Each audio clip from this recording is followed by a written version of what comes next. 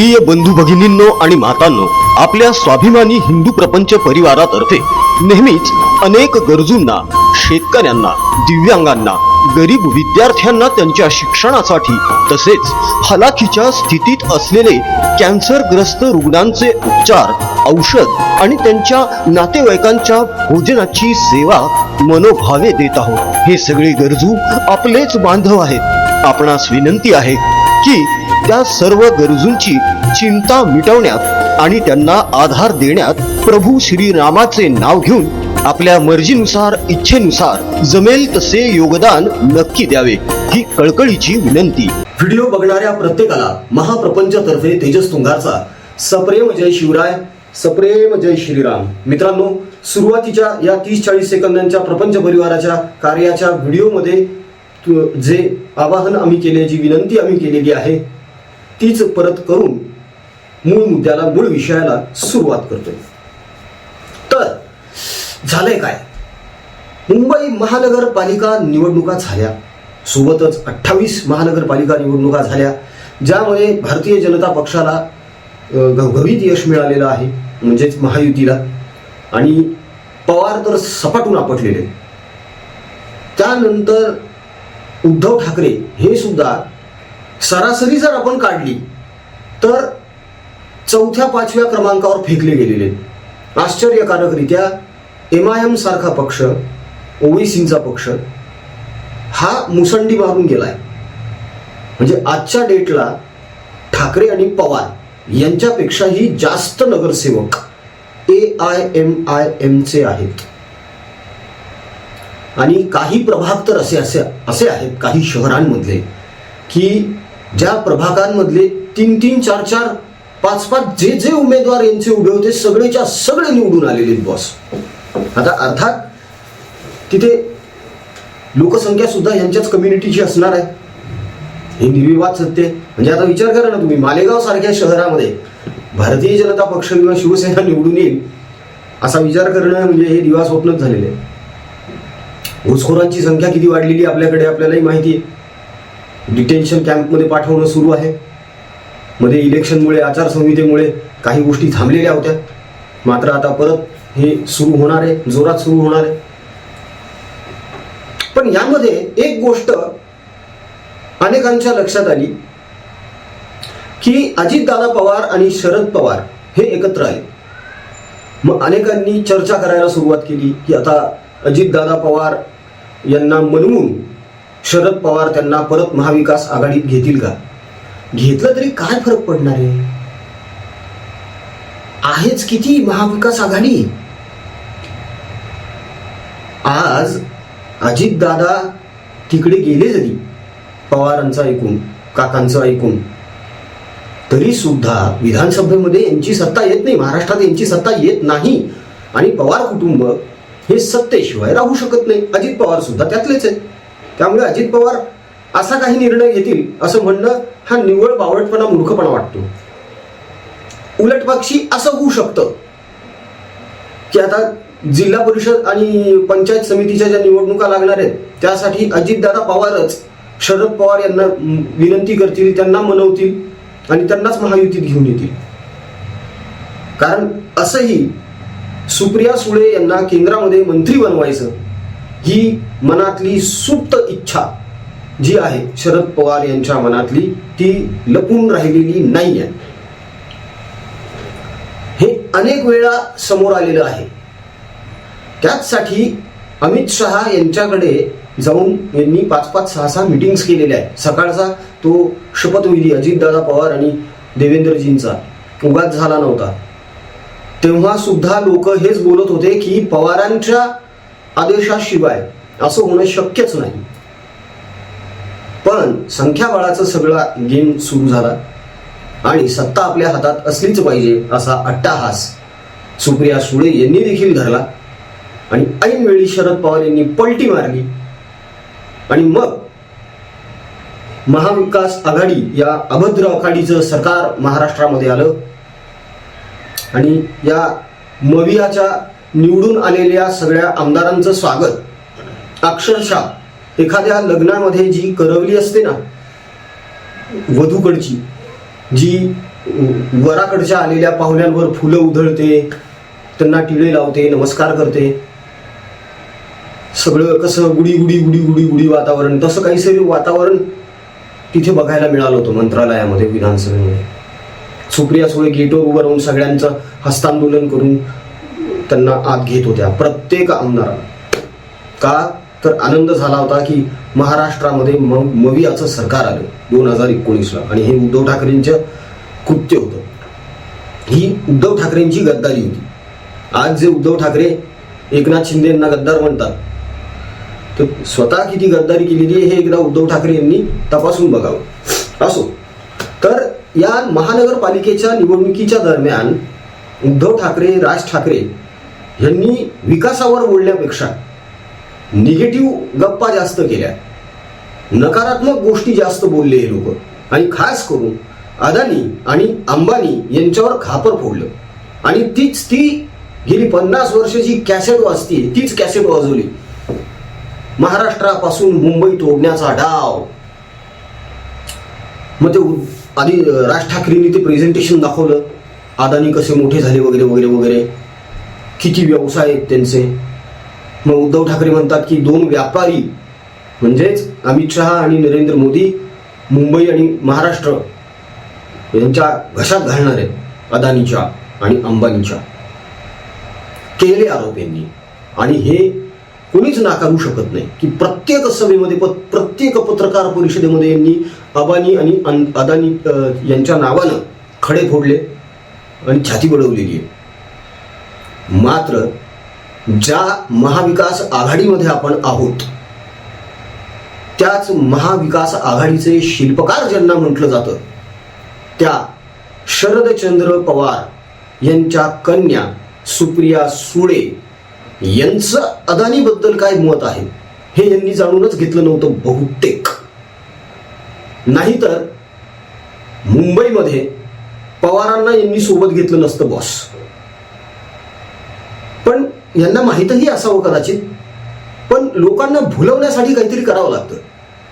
गंमत बघा आता, ज्या अदानीच्या नावाने राज ठाकरे आणि उद्धव ठाकरे यांनी खडे फोडले, त्याच अदानींबद्दल सुप्रिया सुळे काय म्हणतायत. माझ्यासाठी गौतम भाई आणि प्रीती भाभी एक मोठा भाऊ आणि बहिणींसारखे आहेत. कधी आयुष्यात चांगली किंवा गोड बातमी किंवा कडूही बातमी ही हक्कानी कुठल्या भावाला सांगते तर मी या भावाला सांगते. माझ्यासाठी गौतम भाई आणि प्रीती भाभी एक मोठा भाऊ आणि बहिणींसारखे आहेत. कधी आयुष्यात चांगली किंवा गोड बातमी किंवा कडूही बातमी ही हक्कानी कुठल्या भावाला सांगते तर मी या भावाला सांगते. ज्या राज ठाकरे यांनी अदानी यांच्यावर सडकावून आरोप केले, त्याच राज ठाकरे यांनी अदानींना आपल्या बंगल्यावर बोलवलं होतं, शिवतीर्थवर. मग सहकुटुंब सहपरिवार मिष्टान्नाचं भोजन झालं, हसत खेळत त्यांच्यासोबत फोटो सेशन झालं, गप्पा करण्यात आल्या, चर्चा करण्यात आल्या. हे कधी झालं? महानगरपालिकेच्या निवडणुकांच्या आधी. मग नंतर जर स्वतःच आपण अदानींना घरी बोलवलेलं होतं तर कशासाठी बोलवलेलं होतं? मुंबईमध्ये व्यापार करू नका, व्यवसाय करू नका हे सांगण्यासाठी बोलवलं होतं का? दुसरीकडे सुप्रिया सुळे असं म्हणतात की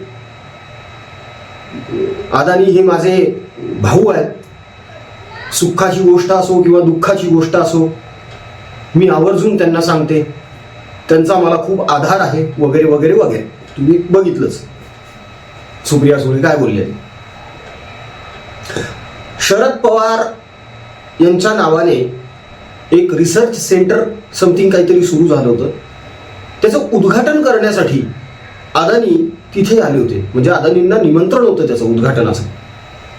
अदानींच्या हस्ते उद्घाटन झालं. तेव्हा अदानींना एअरपोर्टवर सोडण्यासाठी आणि नेण्यासाठी रोहित पवार गाडी चालवत होते. याच अदानींनी शरदचंद्र पवार साहेबांच्या विद्या प्रतिष्ठानला 25 कोटी रुपयांची देणगी दिलेली आहे. हे उद्धव ठाकरे आणि राज ठाकरे यांना माहिती नाही का? का यांना देणगी मिळाली नाही म्हणून जळफळाट आहे. नक्की कारण काय या जळफळाटच्या मागचं? पण तुम्हाला देणगी देण्यासाठी तुमच्या संस्था कुठे आहेत? कुठल्या संस्था आहेत? सुनील राऊतांसारखे तुमचे आमदार 10,000 रुपयांच्या पावत्या फाडून रस्त्यावर जे फेरीवाले आहेत त्यांच्याकडून जबरदस्तीने पैसे गोळा करतात. पण मग ते जातात कुठे पैसे? इमारती मोठमोठ्या बांधून ठेवल्या आहेत दोघा भावांनी.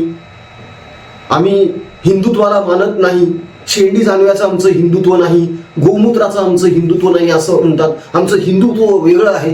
कसं आहे तुमचं हिंदुत्व? मातोश्री 2 बांधली, वास्तुशांतीचे फोटो कोणालाच दिसले नाही. शिवतीर्थ बांधलं, राहायला गेले, त्या वास्तुशांतीचे फोटो कोणालाच दिसले नाही. मुळात आपण एखादी नवीन वास्तू घेतली की त्याची आपण वास्तुशांती करत असतो हिंदू धर्मानुसार, संस्कृतीनुसार, आपल्या परंपरेनुसार, श्रद्धेनुसार. कोणाला भुलवतात हे लोक? आणि कोण कोणाला भुलवतंय नेमकं? एकीकडे अदानी आणि अंबानी यांना शिव्या द्यायच्या, दुसरीकडे त्यांनाच मोठा भाऊ म्हणणाऱ्या सुप्रिया सुळे यांच्यासोबत आघाडी करून प्रचार करायचा. त्याच अदानींना घरी जेवायला बोलवायचं, त्यांच्याशी गोडगोड चर्चा करायच्या. याच उद्धव ठाकरेंनी अदानींना धारावी पुनर्विकास प्रकल्पाचं टेंडर भरायला लावलं होतं. त्यात काही त्रुटी होत्या. त्या त्रुटीनंतर देवेंद्र फडणवीस यांनी दुरुस्त करून घेतल्या. टेंडर अदानीकडेच राहिलं. मात्र काम जेव्हा सुरू होणार होतं तेव्हा उद्धव ठाकरे यांनी लगेच मोर्चा काढला आणि आम्ही हा पुनर्विकास होऊ देणार नाही असं ठणकावून सांगितलं. लगेच आंदोलन सुरू केलं या लोकांनी. मग तुम्हाला जर माहित होतं की अदानीच्या घशात जाणार आहे धारावी, तर मग तुम्ही स्वतःच का त्यांना टेंडर दिलं? आणि सगळ्यात महत्वाचा मुद्दा हा आहे की व्यावसायिकांनी जर व्यवसायच वाढवला नाही किंवा व्यवसाय केलेच नाही तर रोजगार निर्मिती होणार कशी? विकासात्मक कामं होणार कशी? गव्हर्नमेंटला टॅक्स मिळणार कुठून?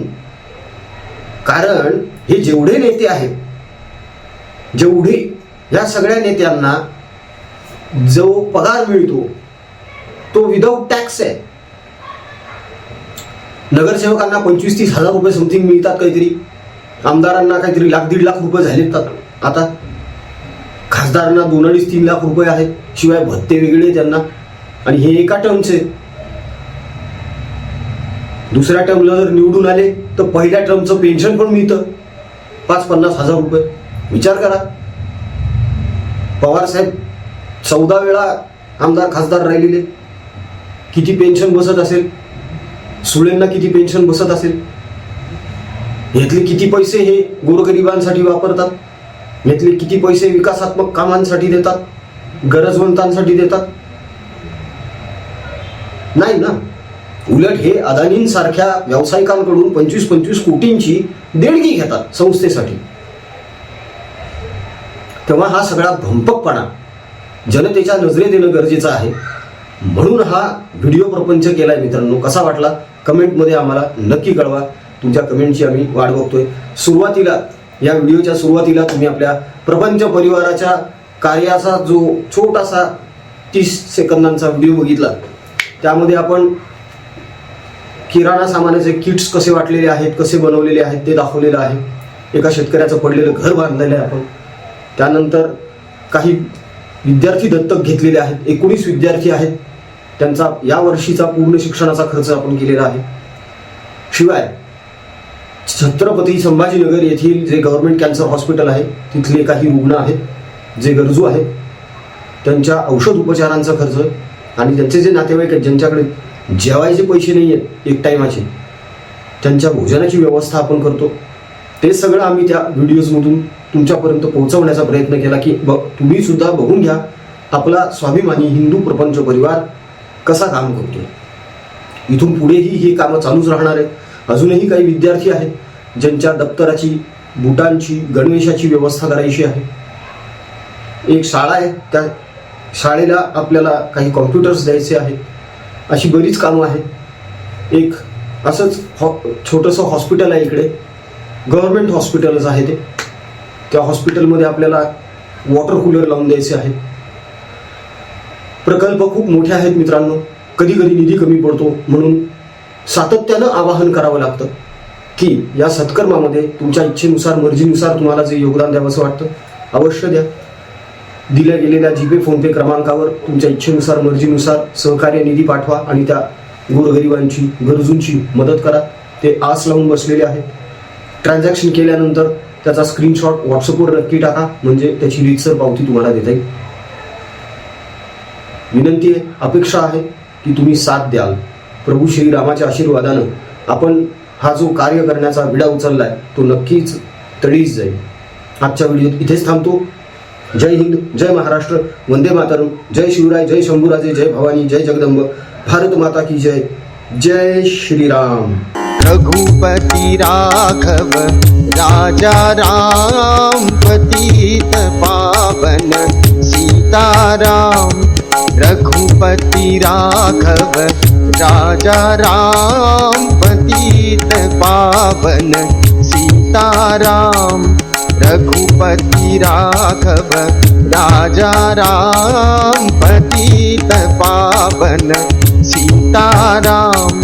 सुंदर विग्रह मेघ श्याम.